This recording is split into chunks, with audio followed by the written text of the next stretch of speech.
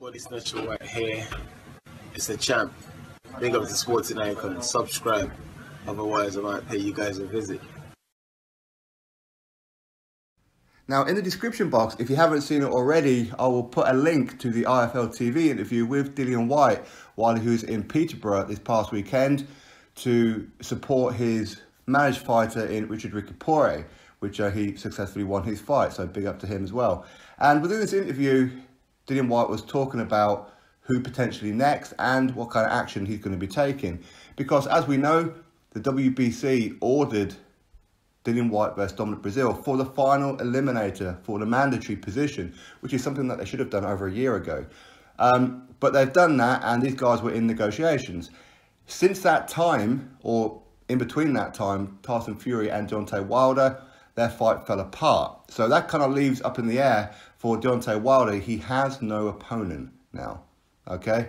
And there's a bit of a worry on Team White's team, like with Eddie Hearn Matchroom in that potentially the WBC may order Deontay Wilder versus Dominic Breazeale for the mandatory position. In other words, currently Dominic Breazeale is a mandatory. He shouldn't be the mandatory, but he is, after being Eric Molina of all people. And they may order it because they haven't had a mandatory in, well, they've had one mandatory in 4 years, which is pretty terrible, really. So there's a bit of a fear that they may say, right, Wilder must face his mandatory in Dominic Breazeale, which then puts Dillian Whyte, as such, on the shelf as far as the mandatory position goes, which means he's not going to get a shot at the WBC title for probably about a year or two, which is not a good look. And their argument is that, well, you ordered this fight between me and Dominic Breazeale for the final mandatory before you even ordered the Wilder Fury one, okay? So therefore, I should be getting a mandatory position shot. So if Wilder is going to be fighting Dominic Breazeale, then that's cool. You know, we have no issues with that. Ideally, Wilder versus Dillian Whyte. But if you're going to be fighting Dominic Breazeale, then it must be seen as a voluntary. Now, Dillian Whyte is saying that if that happens, then they should install him as a mandatory. So therefore, he fights the winner of Wilder Breazeale, which I can agree with. You know, he's been #1 for a long time now in the WBC, and he is the WBC Silver Champion. He should be the mandatory, or at least have been put into a final eliminator for a mandatory position, much like the WBC ordered recently with him and Dominic Breazeale. So, for me, I can totally agree and get exactly where Dillian Whyte's coming from. At a bare minimum, in my opinion, yes, I do think that if Wilder Breazeale happens, the WBC should put that down as a voluntary, okay? And with Dillian Whyte, if they don't want to just install him straight away as mandatory, because Dillian Whyte's going to be having a fight in July anyway.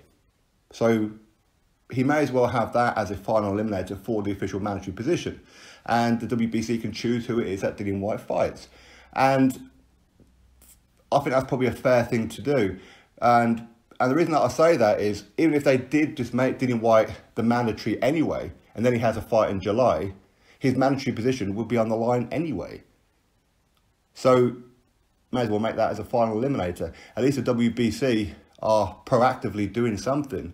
And I fully get where Dillian Whyte's coming from. And as for potential opponents, if Whyte versus Breazeale happens and then WBC make Dillian Whyte and his next opponent as the mandatory, then the WBC get to choose Dillian Whyte's opponent. So they could put in anybody, really. They may put a rematch with Joseph Parker. He's ranked high enough. They may do Luis Ortiz.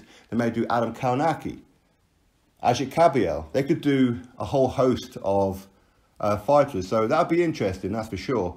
Otherwise, I mean, Dillian's going to fight a top-rated opponent anyway, okay? Dillian isn't going to just get the mandatory position and then sit back and go rematch Malcolm Tan. That's not his way, okay? He will fight a credible opponent, so they may as well make it as a final eliminator, in my opinion.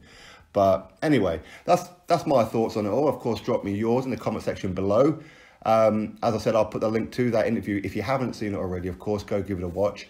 If you have, of course, drop a comment below in this video, click a thumbs up, and of course, subscribe. And I'll catch you all on the next one.